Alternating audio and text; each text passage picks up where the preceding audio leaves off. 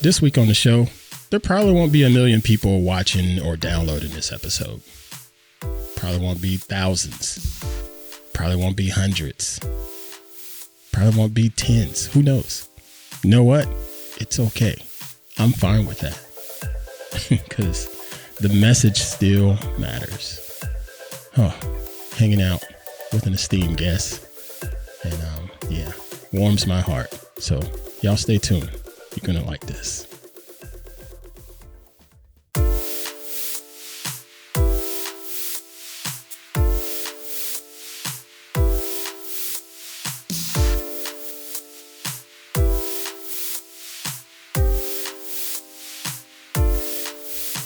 Hey, what is happening, everybody? I am Matt Pruitt. This is Everyday People doing everyday shit on whatever podcast app you use, as well as streaming live on YouTube each and every daggum week, somehow, some way. Sometimes it's Wednesdays, sometimes it's Thursday, like today.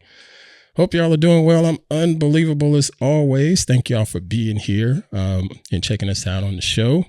This week, we are sans Queen Pruitt yet again, for scheduling conflicts and so forth, but it's quite all right because I'm joined by a freaking unbelievable guest. I've been wanting to speak with this woman for I don't know how many years now, but she's pretty dadgum busy and popular, so it's hard to get her locked down and hard for me to match up schedules with her too.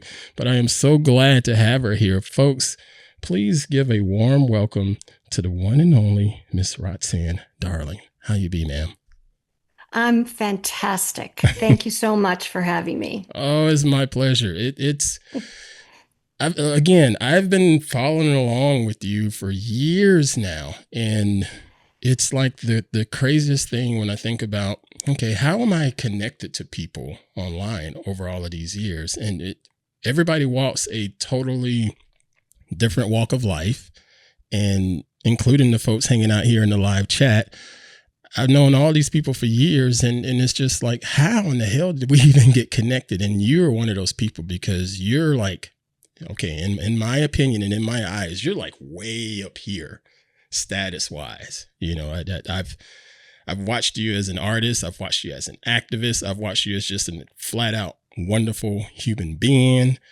And you're just such a giving person and such an inspirational person. And so I'm like, yeah, she's someone worth aspiring to be like. So I do you remember how we even met? Because I don't. I don't either. And I was going to ask you, but I'm sure it was through This Week in Tech.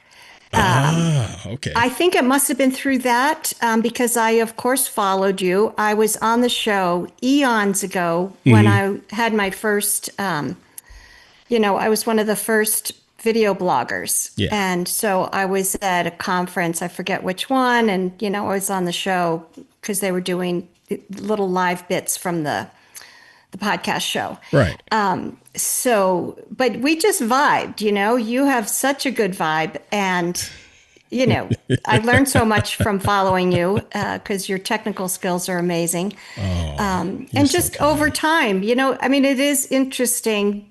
The online community, it's not as easy, I don't think, these days to make a real friend. Yeah. Just, it's weird now. But in the old days, we could do that, and ours stuck. So I'm very grateful. I am super grateful. Yeah. Folks, thank y'all for being here. And again, we do this each and every week on YouTube or whatever podcast app.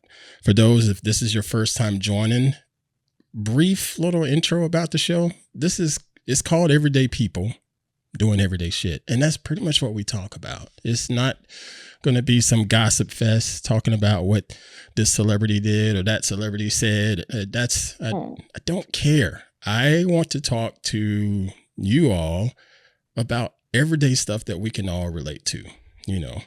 Life can be great. Life can be hard. Life can be fun. Life can be sad. And we get into all of that, and before the show even started, I was talking about Queen Pruitt is not on the mics with us today because of scheduling conflicts. But, a couple of weeks ago, I told y'all she wasn't on the mic because she wasn't talking to me because that's real life shit. Relationships have ups and downs. And By the grace of God, she's talking to me now and doing fine, but she's still battling through some stuff.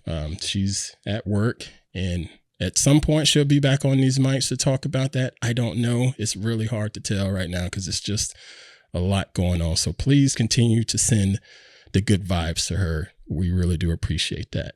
And also, people joining in the live chat, I see a super chat has come in here. I don't think I can play my little chime, though. Let me see. Is it there? You probably can't hear it. Cinder Fractal. Cinder Fractal has popped in with a live chat, super chat for $5 donation. Thank you so much for doing that, Cinder Fractal. It's good to see you. Now, Miss Rox, pre-show, we were talking about doing a giveaway. And what I'm telling people now is, as I see you pop into the live chat, I'm writing your names down. Right now I have Ozone and I have Cinder and I see Miss Roxanne. If I see someone else pop in there, I will write their names down too. And we will do a random drawing for some of Miss Roxanne's work. What do you have there? You want me to show it? Here we go. Look at that. Let's see. Can you see it? Yes, we now can. I'm on the Zoom. Yep, we can see it. It's beautiful. Good. Outstanding. There we go. And this is one of your books? This is a piece of art. It's photographed. Oh, I see it now. Oh, mounted on a panel. Oh, man.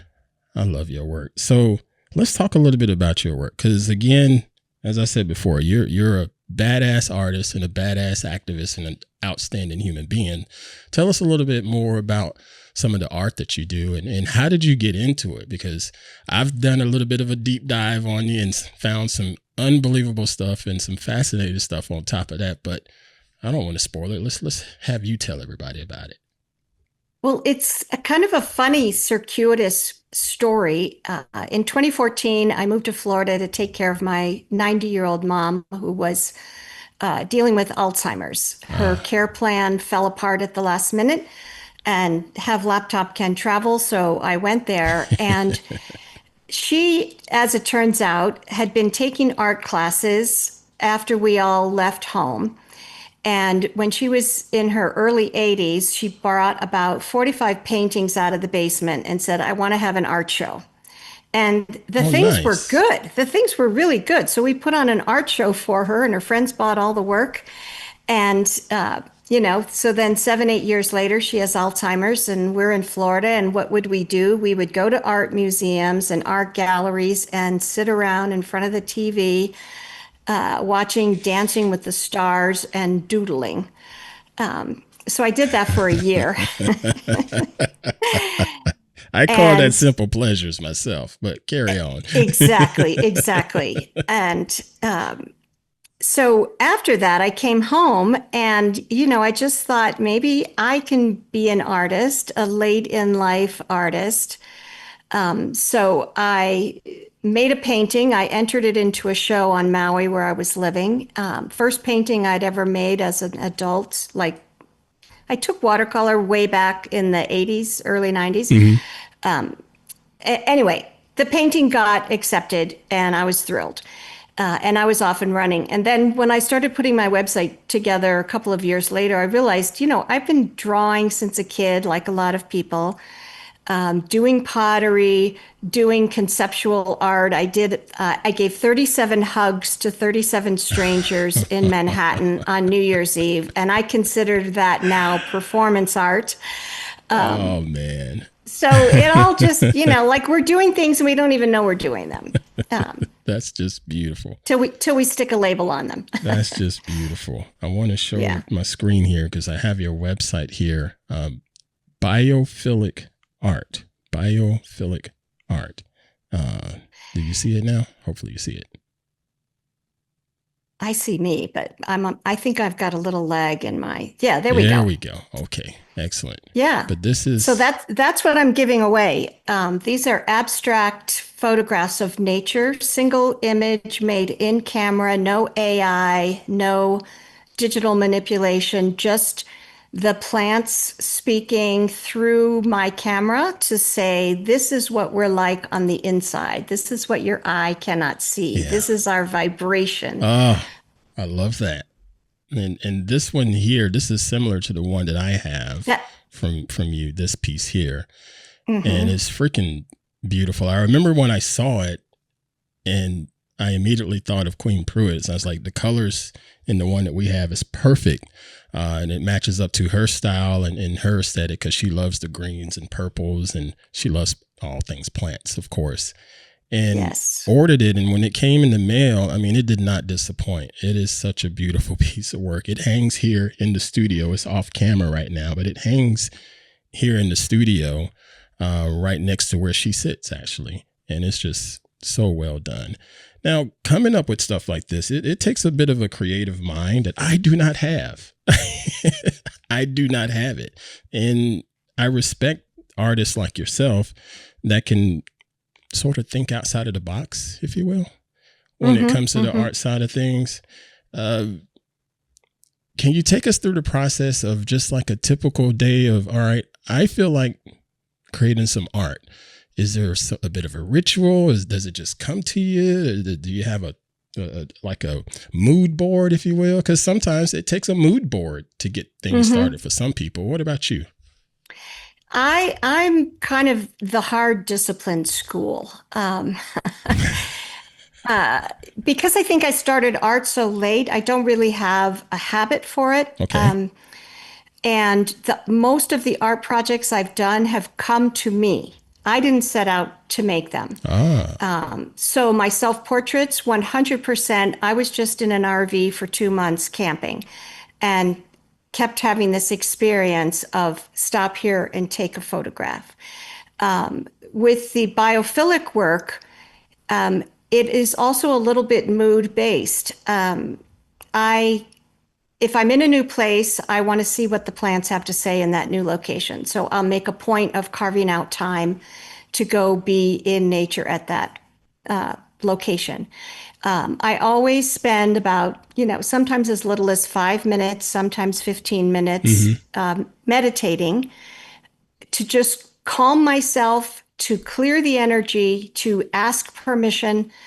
Because I consider the nature objects to be like human objects in that I want their permission to photograph them because they're revealing something very intimate to me. That's awesome. Yeah. And part of the reason I believe that is that when I was first learning this on Maui, I would go out in my garden, same time of day, same camera, same plants, same sky.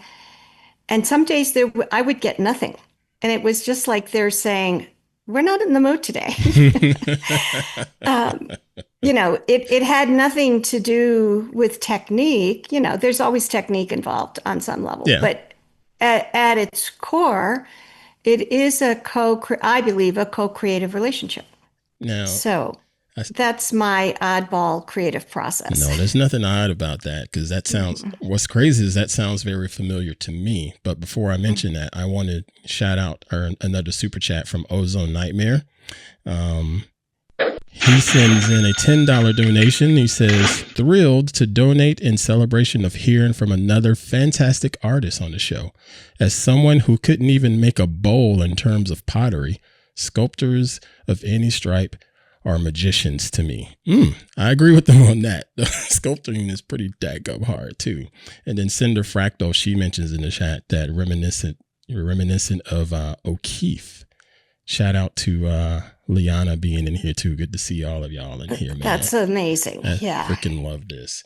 You talked about going out at the same time, at the same location, every day.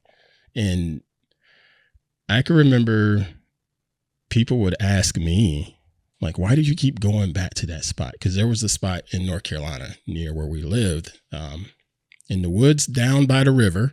As funny as that sounds, but there was a particular trail there. I would go there damn near every day on a mission and roughly the same time. But I always found that something different would present itself, even if I'm there at the same time of the day.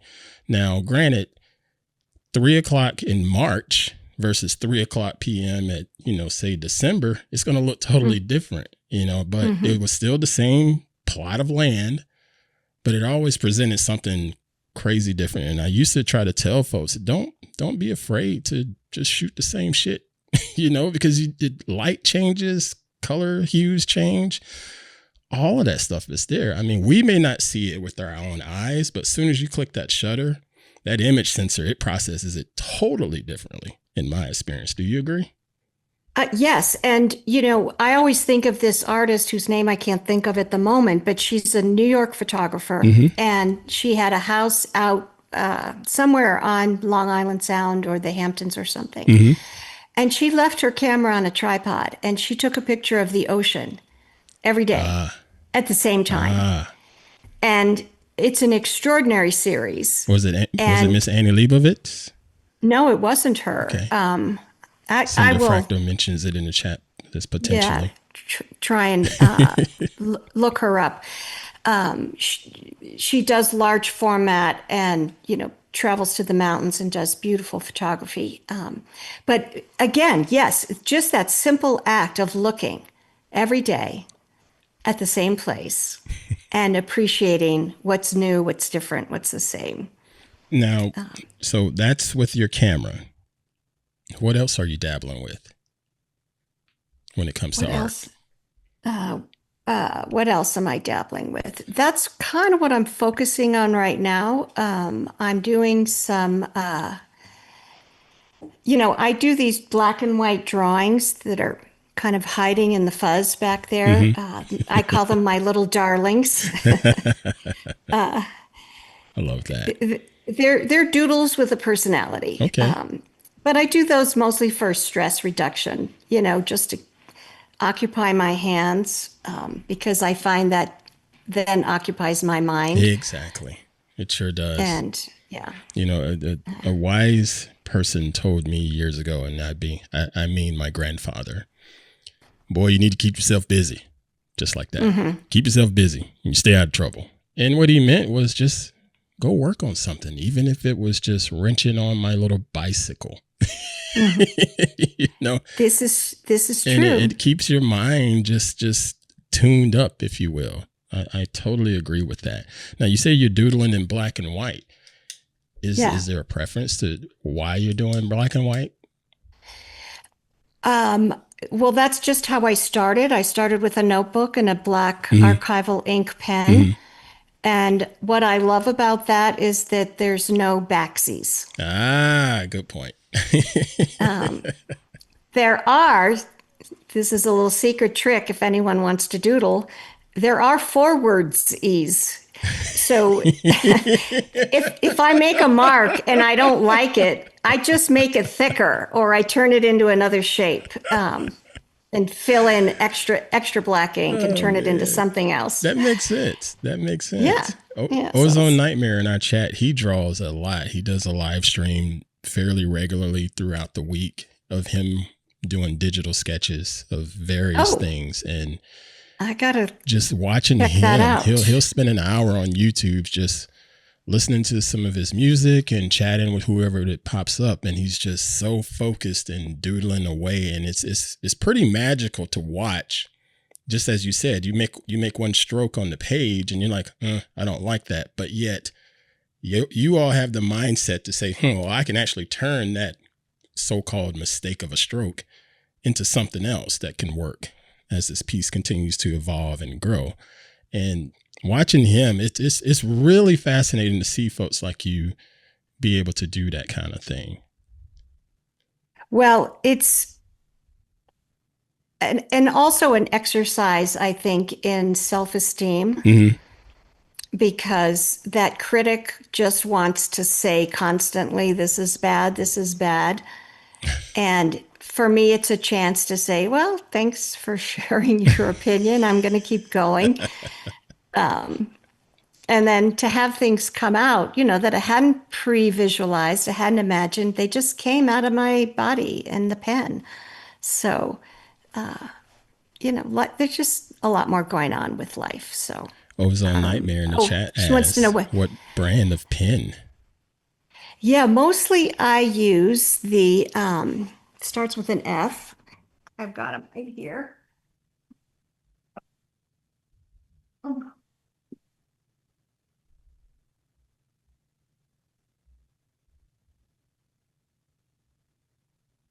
Y'all can tell my brain is full.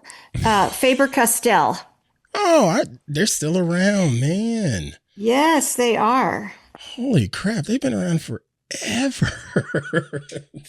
And I'm not an illustrator or anything like that, but I know that brand, Faber-Castell. I do know that brand. Mm-hmm.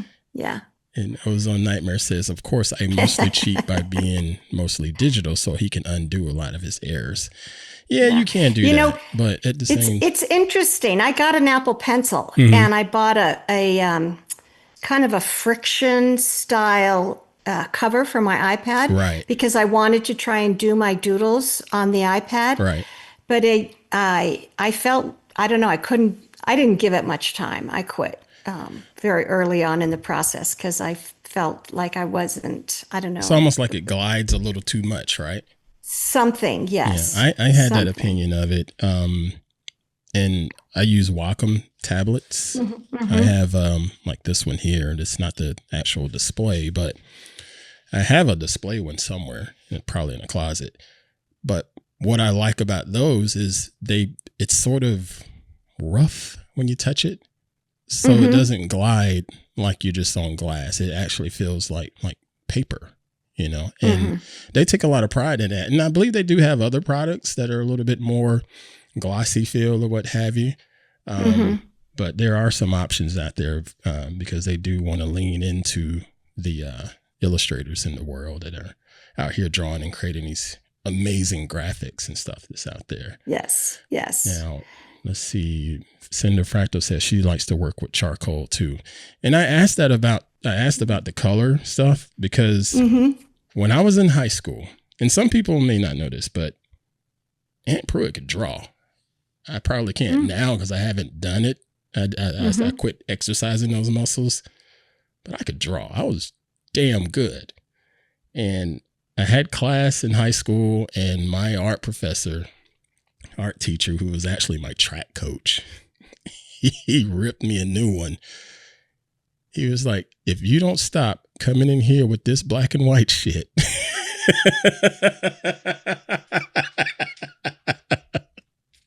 Well, my goodness. Dead serious. If you don't stop coming in my class with this black and white shit, we're going to blah, blah, blah. I mean, he just laid into me. And basically what he was saying was open up your mind a little bit more.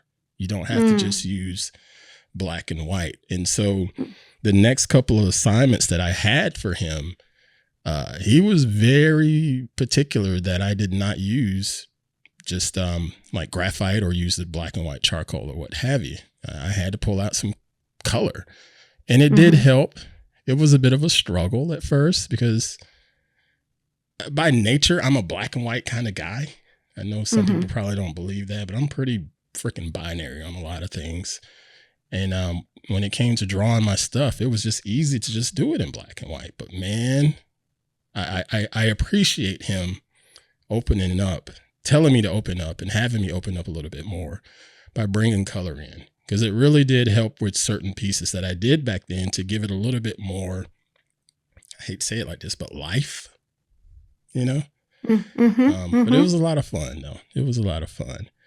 Oh, man, folks, y'all are hanging out here live on YouTube. I am Aunt Pruitt. This is Miss Roxanne Darling. This is Everyday People Doing Everyday Shit. Thank y'all so much for being here. I'm going to do a quick pause for the commercial break. Y'all stay right there. We'll be right back after this. And we're back. Everyday People Doing Everyday Shit. Aunt Pruitt hanging out on the mics with a guest this week, Miss Roxanne Darling. Hope y'all are doing well. Unbelievable as always. Before we move on, it is the beginning of the month, okay? And what I always like to do is send an extra special kind thank you to everybody in our extended family over on Patreon. We grew. As you can see on the screen, we have an additional column of names here. These are all of our paid Patreon members. You can join the Patreon community for free or for paid if you want. You just go to patreon.com/Aunt Pruitt. Again, that's patreon.com/Aunt Pruitt. I want to give a shout out to Mr. Frank Seymour and Nick Ondoro Those are our latest 2 members. Cool story about Mr. Nick there, because I've already spoken about Mr. Frank. But let me share a cool story about Mr. Nick. For those of you that don't know, if I'm not sitting on this mic, I'm out and about trying to be on set somewhere, or I'm out driving my car as a Lyft driver. And then now I've added on, excuse me, I'm going to be a chauffeur. So when I'm driving this Lyft, I pick up a lot of different randomized people. And one Saturday, I picked up this gentleman named Nick. And this guy, he writes. And he was telling me his story about being a writer, but the struggle with putting it out there. And I literally had to pause in our ride, right when I got to where his destination was. I had to pause. It was like, hey, man, put your shit out there. It deserves to be seen. And he just lit up and just got this fire. And it was just really, really great to talk to him and hear what he was thinking and hear the struggles that he has as an artist that all of us go through. The imposter syndrome, and does my work matter? And does this make me feel good? And I'm like, dude, if it makes you feel good, do it. And just, hold on. Mm-hmm. I just really, really enjoyed talking to him. But then 2 days later, I get a notification. Nick Undaro has just joined Patreon. Totally didn't expect that. So, I mean, Nick, thank you so much. But man, I'm rooting for you, my man. I'm rooting for you. Keep writing your stories, and he's wanting to do a feature film, and he's building that out. And I'm like, hey, there's tools out there that can help you get that produced, and you don't have to have the huge budgets. And YouTube lets you upload for free, so you got options. And in other words, you got no choice but to put that shit out there, man. So shout out to you, and shout out to everyone else that joins the Patreon extended family. Again, you can join it for free if you want. Just go to patreon.com/Aunt Pruitt. That is my social media of choice. That's where I do all of my chatter throughout the week. I auto post stuff to those social media platforms, but I'm actually engaged inside of our Patreon community. We have a lot of fun conversations, including stuff about random AI picks that Ozone Nightmare decides to build for us in there. That's just totally off the wall. So thank y'all so much for the support. Now we're going to get back to our esteemed guest, Miss Roxanne Darling. You said you found that artist's name in the break that you were talking about, the photographer. What's the artist's name? Renate Aller. Renate Aller. Yeah. All right. Yeah. And, let me see if I can find I didn't see a link in there. No worries. I'll make sure I'll stick that into It's up there. It's up there. There's a lot of chat going on in this live chat today. Yeah. I can't keep up. Oh, thank y'all. I love seeing that. Thank y'all so much. I'll end up putting it into the show notes for when the show goes out. You want me to drop it in the Zoom chat? Oh, no, that's in a whole other window. I definitely can't get to that one. All right. But it's all good. All right. But this will work. Thank y'all so much. I'll put it one more time. Yeah, let's do that. That way everybody can see it. Renate, how you say it? Renate Aller? I think so. Aller. Yeah.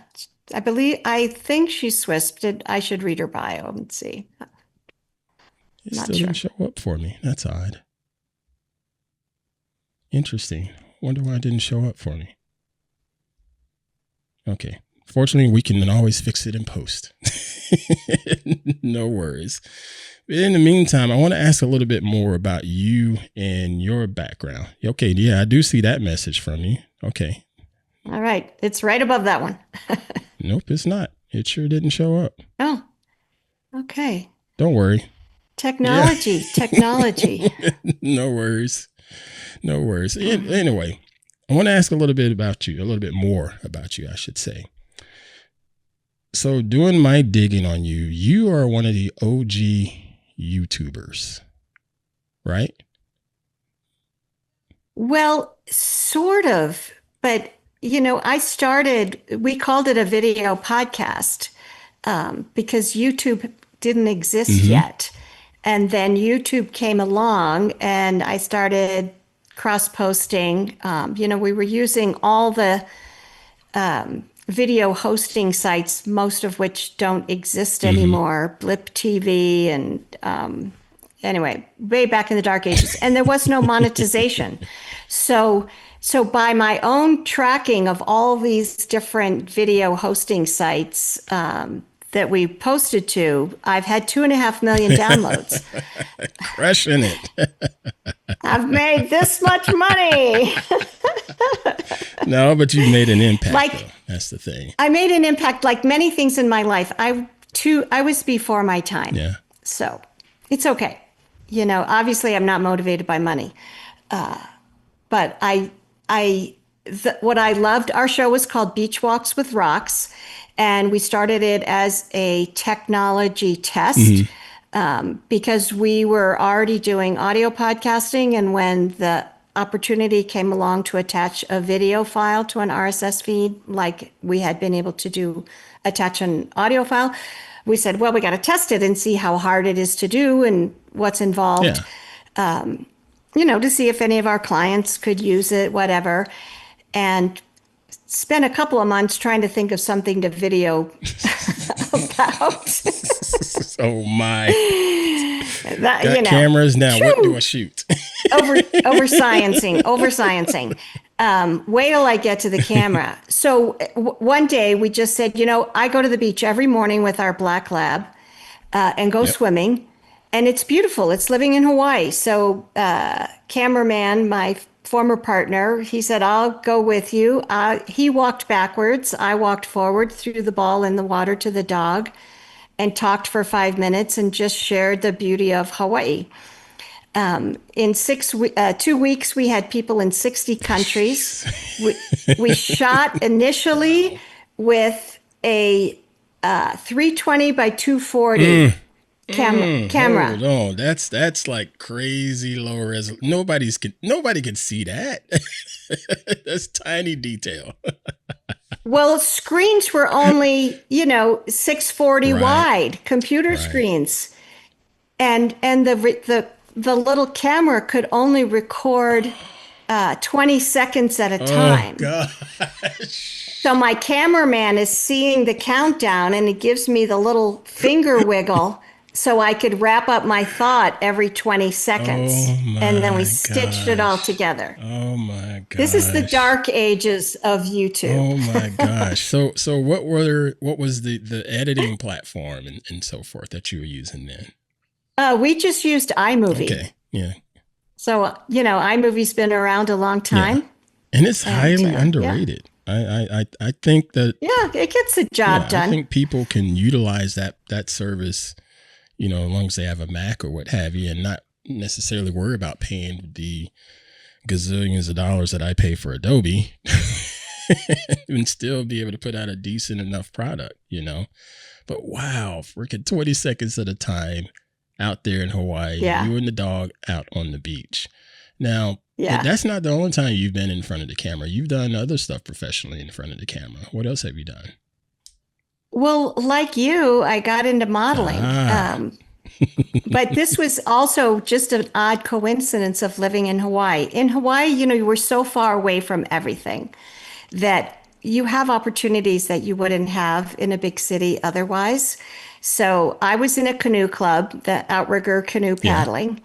And one of my paddle mates worked for a modeling agency, and she got $75 every time she signed up a new model. Nice. So she made us all go sign up to get modeling contracts. Wow. And so I ended up auditioning and being hired with no training or experience as an actress in a BBC docudrama on a tiger shark attack. So it still plays on Shark Week. You sound like you were so surprised. I was. Tell us about that. I didn't know that part. Holy cow. What was Okay. that experience like? Coming in Well, green on the set, and what was that like? um, it was a blast. You know, it was a very small set. It was actually filmed in my neighborhood. Oh, nice. I was living on Oahu at the time, not even though it was based on a true story that took place on Maui of a woman who went swimming every morning with her dog. And one morning, a tiger shark ate Oh, her. So, you know, there was this British film crew and, you know, local actors, and we had a fake shark in the water. And, you know, the funniest story, my nephews were, I think, 8 and 10 at the time that it came out. And I told my sister about it, and she says, I'm not sure if I want them to watch it. I don't want them to be afraid in the ocean. And yeah. I said, oh, come on, they're boys, let them watch it. Well, when I did my shark, shark scream, they burst out laughing. Oh yeah, they're fine. They're fine. Oh my. Yeah, that's pretty Yeah. damn cool. My modeling life has been totally at random and a bit of desperation, if you will, you know, and I'm grateful for it. And hell, I'm hoping that it can continue, you know, because I totally didn't see this as my future. It was the furthest thing from my mind, but I'm grateful that the opportunities presented themselves, and we'll just keep working at it and sharing the experiences with everybody in the extended family on Patreon. Just letting them know how things Well, go. you seem like you've just completely nailed it, like you're a natural for Uh, it. I don't feel that Do you way. enjoy it? Is it okay? You don't I feel don't that feel way? like a natural at all. I definitely feel like there are times where I need to work on something or polish something, if you will. You know, even if it's down to how I pose and stuff like that. Because the blessing and curse is I look at it from both perspectives. I look at it as if I'm standing in front of the lens, as well as if I'm standing behind the lens, because I spent a lot of time behind that lens too, you know, and looking through the viewfinder. And there's a lot of times I'm on the set and my wheels are turning constantly, looking at everything on set. All right, so they're using this battery pack. Why this battery pack instead of that battery pack? Okay, they're using. Oh, I bet you. Yeah, I can Yeah, see that and it totally. just it's Yeah. going on constantly, you know. So I can hardly ever relax when I'm on set. You know, fortunately, once they say action, something flips in my head and I'm good. But as soon as they say cut, my brain is back to, okay, what tripod is that? Why that tripod? Okay, we need 3 more people over here because that's a big ass light. I mean, it's so. Well, I think it's great that you can drop in and out because some people can't make that switch, you know? I'm very, very fortunate when it comes to that. But I blame that on the 24 years of being with Queen Pruitt. I had to learn how to turn the volume up and down real quick. Don't tell her I said that. Do not tell her I said that. But yeah, it's been fun. A fun experience for sure. But every day I do think about, I have to get better. That always crosses my mind.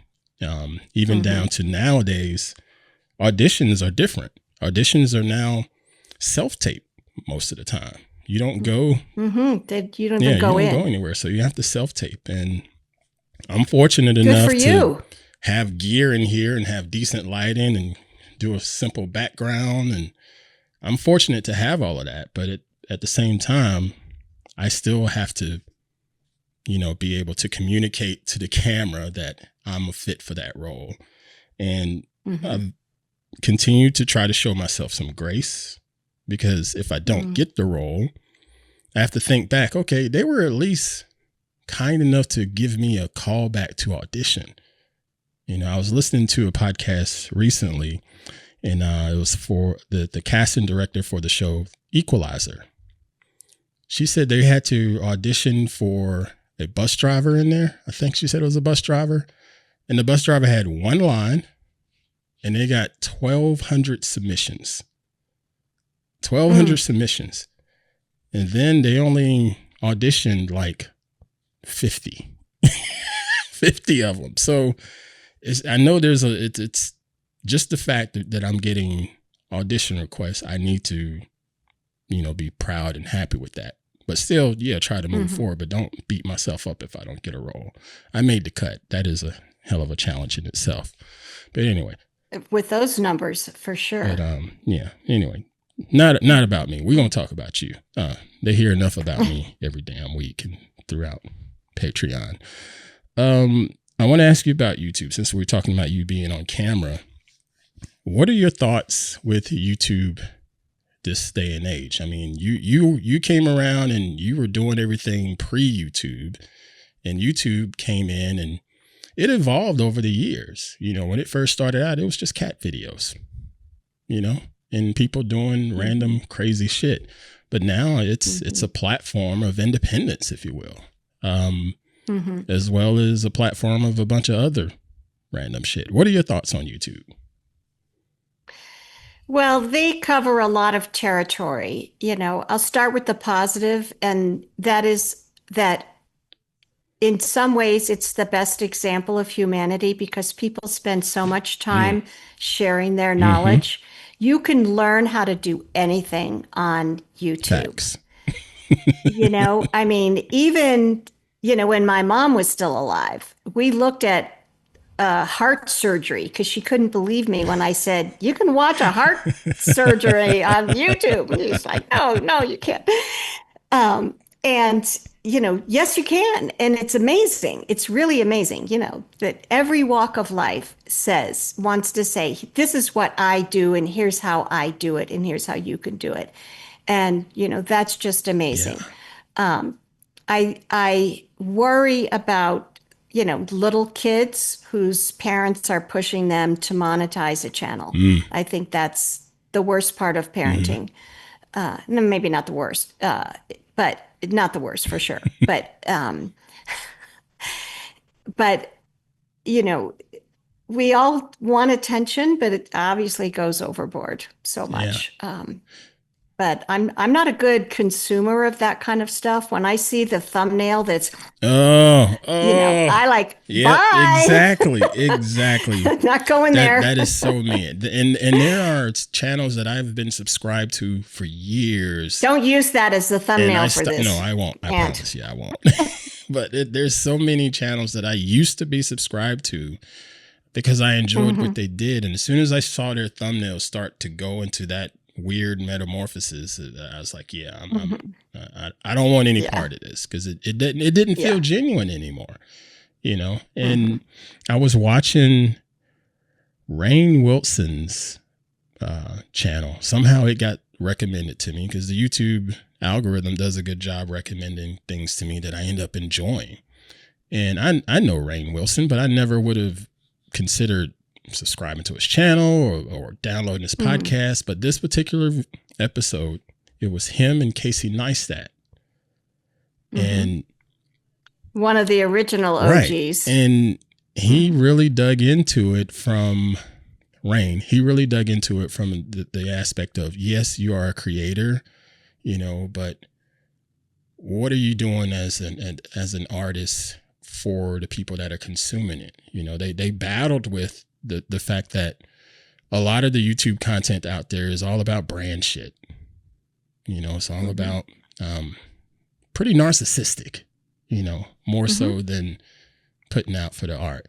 And I will tell people every damn week to like, share, and subscribe and whatnot. But I also, speaking for myself, I can't speak for anyone else. I'm not going to lose sleep if people don't watch this, because I'm still going to record it and upload it anyway, because it makes me feel good. And it makes me feel good knowing that I had a very small part in having to sit down with someone like you that exudes everything I think this world needs. Someone that's with a good heart, someone that has art, someone that listens, someone that's caring and sharing, and it's not all me, And so I feel good if I put that out there. If someone watches it, I love it. But if a million people don't watch it, it's okay. Fine. I'm not going to lose any sleep. But unfortunately, most creators, especially the younger creators that are getting started, they get hung up on that stuff. Yeah. Well, I just want to put a plug out for what I call the energy. Okay. And you've got it, and I'm reading the comments, and the commenters have it. And in my 2.5 million downloads, I only ever got one, what I would call bad, threatening comment. Wow, really? And partly it was an earlier time, for sure. But if you think about it, I was in my 50s walking the beach in my bathing suit with my dog. I was ripe for all kinds of problems. But, you know, my intention was always that it was a family show, that, you know, I mean, there was literally a little girl in the UK whose parents were techies, and they started watching beach walks, and the little girl wouldn't eat her porridge until they brought beach walks up in the morning on the computer. I love that. So, you know, when you put out clean, authentic energy, that's what you're going to attract. And guess what? That's part of what the algorithm is doing too. If you are constantly commenting on, you know, flamboyant, offensive stuff, they're going to give you more of that. So, right. We can have parallel universes are now a real thing in the world. It's not just a science fiction idea. Yeah, for real. Yeah, it's. I can remember back going to Adobe Max. This may have been, I don't know, probably 7 years ago, somewhere in that area. It's been a little while. And there was a young lady there. I think her name was Lily Singh. And she was a very, very popular YouTuber influencer at the time. But right along the same time of Max, she had to shut it down. Because it was a battle emotionally and mentally for trying to, excuse me, I need to cough, trying to feed the beast of YouTube, because she was getting so much, you know, compensation from the brand deals and whatnot based on their engagement. So she had to keep feeding that machine. But at the same time, it was really eating at her. And right. Well, that changes the energy, doesn't it? When your goal becomes not let's hang out with people we love to feed the machine. For sure. And I remember her being very open about that, and I felt bad for her. And I hope people saw that message and heeded what she said. I don't know if they did, but I hope so. And then you talk about having the negative comments. That's freaking unbelievable, because there was a point in my life, Miss Rox, I was blocking somebody every damn day. Just I'm so sorry. Damn day. Just totally random. And I'm like, I don't even know you. How did you even find me? You know, but it's not so much now. And I guess that's because I'm not as engaged on those platforms anymore. But yeah, there was one point in time, it was every damn day somebody was getting blocked. Every day. But fortunately, that's died down. And I'm assuming this because I'm either doing something wrong or attracted a better crowd. Something like that. Oh, man. Folks, this is Everyday People doing everyday shit on whatever podcast app you use. Shout out to everybody hanging out live in our chat room. I'm so sorry I haven't been able to keep up. Y'all are crushing it over there. Where'd my little window go? Don't worry. The little window will come back. But y'all are crushing it over there with the conversation. And I love this energy here. Stay tuned, because we will be doing a giveaway for the folks here in the live chat.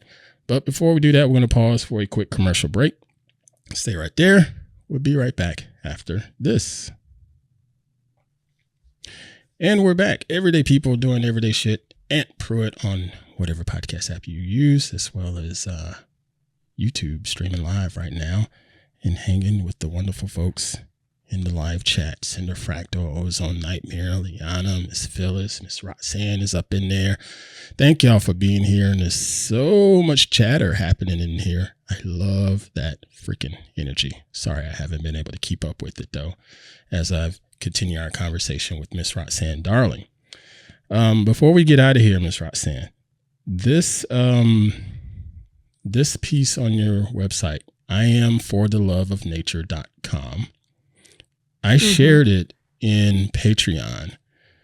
And I want to pick your brain about it and have you talk us through it. I'm going to pull it up on the screen here momentarily, but it says, here's a video of my, hopefully I'm pronouncing this correctly, PechaKucha. Is that how you pronounce that? What? Holy crap, I got it right? Damn it. In Japan, yeah. PechaKucha is how we say it over here. I've heard that in Japan they say PechaKucha. So who knows? My. They both work. Okay. Yeah. I'm marking that down. I got it right. But anyway, this is your presentation that you were invited to give at a site at Site Santa Fe for the Wilderness event hosted by Creative Santa Fe. There are over 20 slides, 20 seconds each, as you narrate some poems. And I won't play the whole thing because I want people to click on it themselves, but I'll do a quick little preview here. So let me do full screen here and just play through it a little bit. Just hours after my mother's funeral, I was walking by this lake and had an implacable urge to disrobe and create a photograph. This happened repeatedly the next year as I camped in the western United States. I knew not why, but as a woman in my 60s, I knew it was time to listen.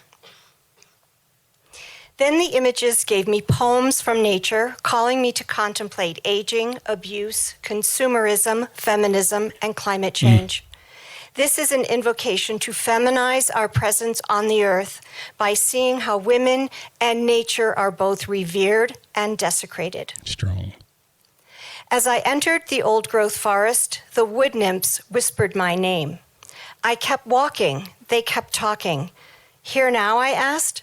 What are you waiting for? They answered. This is the present. Yes. Now, I'm going to pause it there because I want you to chat here about this project here. For those that are not watching the video, again, it's 20 slides or so of her, various spots in nature, unbelievable photography, and she's in the nude. As I told the folks inside of my Patreon community, it's barely NSFW, barely. So, but you can still go check it out. You know, I at the beginning of the show, I asked you about just your thought process and coming up with these ideas. Where does this come from? Because I mean, this is such a in my own opinion, this is like so out there and so creative. You know, as you said, you're in your 60s, out in nature, in the nude, but this works. Tell me more. Well, the first photograph of me sitting in that little dinghy was taken the day that we buried my mother. Oh. And after her funeral, my partner and I went walking around this lake, and we saw that dinghy, and I had this, voice in my head that said, disrobe and make a photograph. I didn't know why, but I listened and I said, okay, I can do this. And then a year later, we bought an RV. Thank you, Mom, little inheritance. And we went camping in the western United States for 2 months. And that experience kept happening at random, completely unpredictable moments. So for example, that one of me on the fallen tree, it was 300 feet from the parking lot. And we walked in and I said, oh my gosh, it's happening. I have to make a picture here. And my partner said, we're 300 feet from the parking lot. We're in this everybody can see. Huge. We're in this huge redwood forest. There'll be another fallen tree. Let's keep going. So we walked for an hour and a half. I played with a few other trees, and on the way out, it was as if that tree grabbed me by the throat and said, "You, here, now." Yes. Yes. And so we did it. The good news is, sidebar for people, in the national parks, it is legal to be nude. You are not allowed to be lewd. Yeah. But so if anyone would walk by, I had my little thing rehearsed. We're an artist doing the project. Please keep going. But no one walked by. We got lucky. Right. But every single one of those images, except the drone shot of me in the green field with the flowers all around me, that one I did preconceive. But all the other photographs were just in the moment of this place, this time, make a photograph. So I collected this body of work. I didn't know what it was about. I took a workshop here in Santa Fe at Santa Fe Photographic Workshops called Creating a Personal Project. And I just printed out the images on a computer printer. And I said to the class, do I have a project? And, it kind of blew everyone's mind. And the teacher said, you most definitely have a project. It's a very unique body of work, but you have to go figure out what it's about. And Challenge so accepted. that's when challenge accepted. Yes. And so that's when I started. I would just print one image and then stare at it, sometimes for hours, and ask for a poem to come to me to tell me what that moment in time was about. Just lovely. Freaking lovely. And that's how it all came together. Freaking lovely. I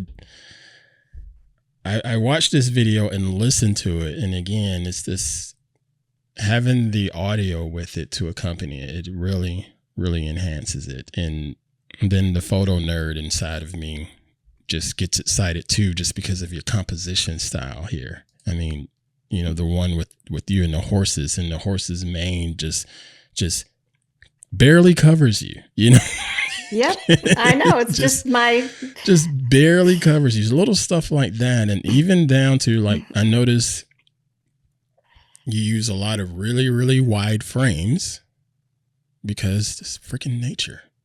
And it's just vast areas. So you go really, really wide frames.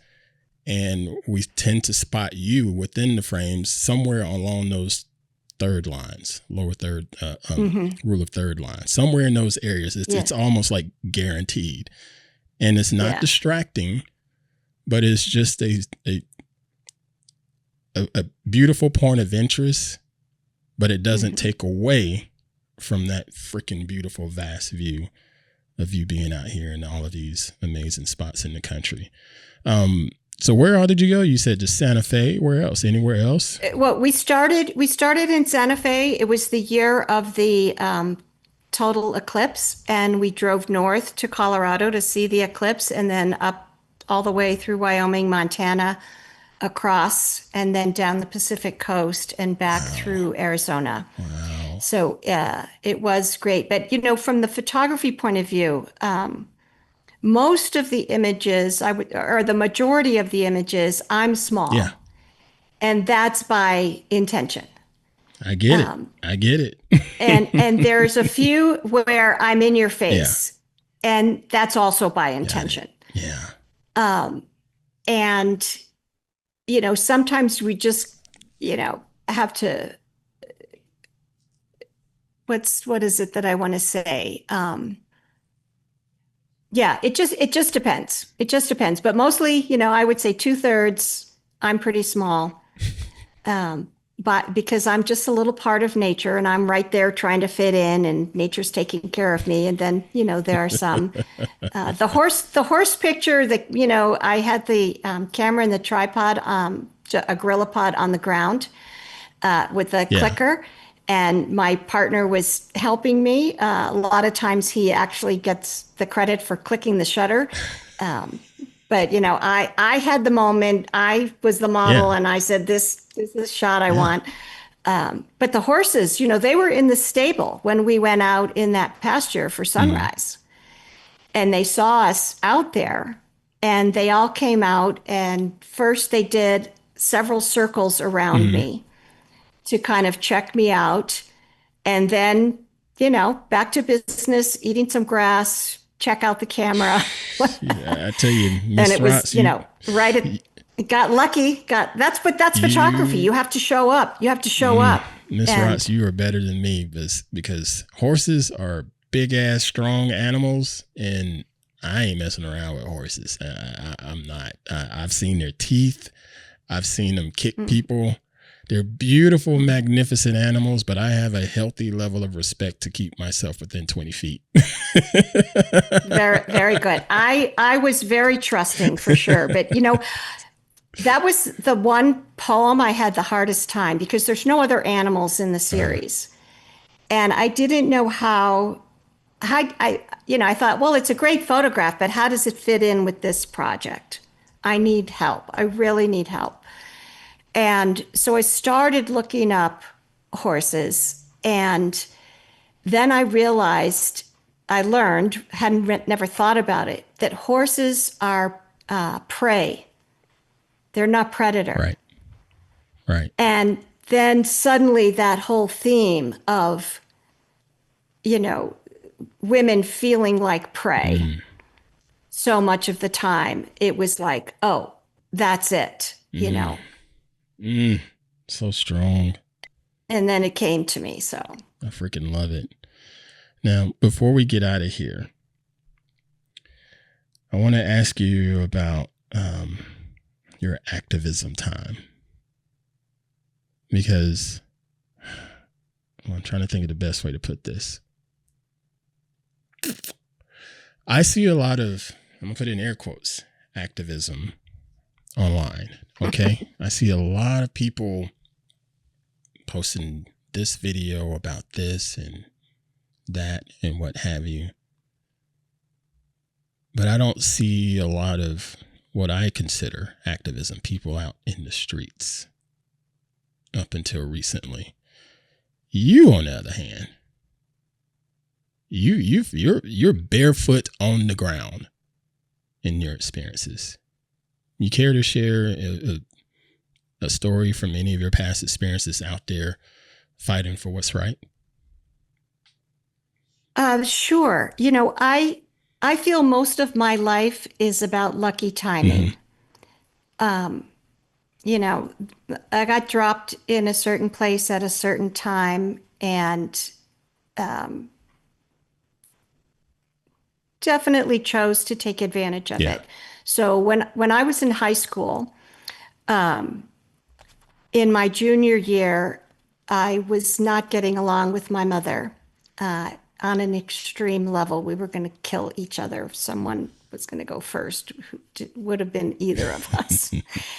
And a friend of mine in South Carolina was sending their daughter to boarding school. And their mothers talked to my mother and said, okay, let her go there. We'll keep an eye on her. Well, what I didn't know was that all the girls going to this school, the majority of them were being sent there to avoid integration in their schools. And, but so I'm there. The first, second, third day of class, I'm in American history class, and I'm singing the praises of Martin Luther King and the civil rights movement, because I've already been active in that in my hometown in Michigan, where the little suburb of Detroit that I lived in, Black people and Jews could not buy a house. So I was already working, getting signatures to change that law. So now I'm in South Carolina, and the girls are getting sick because they only have Black people as housekeepers. And, the shunning that I got for my views. I won't go into the exact, you can imagine the words they used about me. I was one of only 2 Yankees. Of course, but anyway, that further radicalized me. And it was like, well, there's just no stopping now. I don't understand how you people think that way. I still don't understand how people think that way. I don't either. It's not logical, but it is real because we experience it every day. I haven't dedicated my life to it. I've had many other careers. I haven't gone into politics or anything like that. But I'm always there collecting signatures, showing up to protests, writing letters, pressing my legislators, doing what I can. I also, at the same time, when I got back my senior year, huge anti-war protester in my wonderful neighborhood that I lived in. I remember one Sunday I went door to door to 50 houses to talk about getting out of Vietnam. And, they all slammed the door in my face. A handful even said they had a son in the war and they were proud of him. And I didn't know what I was talking about. So, it's always been that way, these divisions. And in some ways, I'm hoping that the benefit of all of this coming to the surface now, it was under the surface before. Sure was. But now, if we can get our government back, which is a huge if, we could make incredible change. I agree. But we have a lot of work ahead of us. I agree. I've said on this show before, and I want to say I remember having an email dialogue with you years ago saying what I'm about to say. The fact that I go out here and bitch and complain about issues is one thing. The fact that you, beautiful, blonde, white lady, go out there and bitch about the exact same shit that I've been complaining about, I think that helps a lot. And some people think I'm a bit cynical with that. And that's fine if you feel that way, but it warms my heart seeing you and people like you out there fighting a good fight for everybody, and it's not just lip service. I purposely said you're out there barefoot on the asphalt because you will do it by any means necessary. I have no doubt. If you don't have any shoes, you're still going. That's the point I'm trying to make. It's not about convenience for you. This is, you really do care. And God, how long ago? I remember writing to you about that. Because I remember you telling me about your time with South Carolina. And I wasn't surprised, Yeah. And, I think. Well, I want to say I've learned from you, this whole thing of white guilt, like there's white people that, we feel terrible and hopeless. We still get to go to bed with our privilege. But I've learned that bringing up the problems, to you told me very clearly, I don't need to hear that, that it's a form of re-traumatizing. Exactly. I live this shit. Why are you telling me? It was like, duh, that makes so much sense. But I hadn't thought of that. I hadn't had that thought process, 10 years ago before you woke me up to that. So, man, God, I freaking love you. Just got to do what we can do. I want to say one thing. So I went to a wedding and outfitted a friend's van as a camper van, took my dog, drove cross country and back. And as luck would have it, and as my life gets lucky that way, I was driving through South Dakota on No King's Day. Oh, wow. So I pulled into the drugstore and bought my poster board and markers, and we went to the protest in Sioux Falls, South Dakota. And it was a rockin' protest in a very red state. Oh my gosh. And that really warmed my I heart. can only daggum imagine that. Yeah, I remember the No King's Day here. And my first memory of it is I was a little surprised. I was like, wait, what? What's going on? And then I pulled up my phone and started looking through, and it's like, oh, it's No King's Day. And I ended up going to the farmer's market here in Santa Rosa, and that whole street was packed. And it blew my mind because I really didn't expect to see anything. You know, some people say it's jaded or what have you, but I really didn't expect to see anything. But man, that street was packed, and law enforcement was there to try to keep everything peaceful and protect those folks.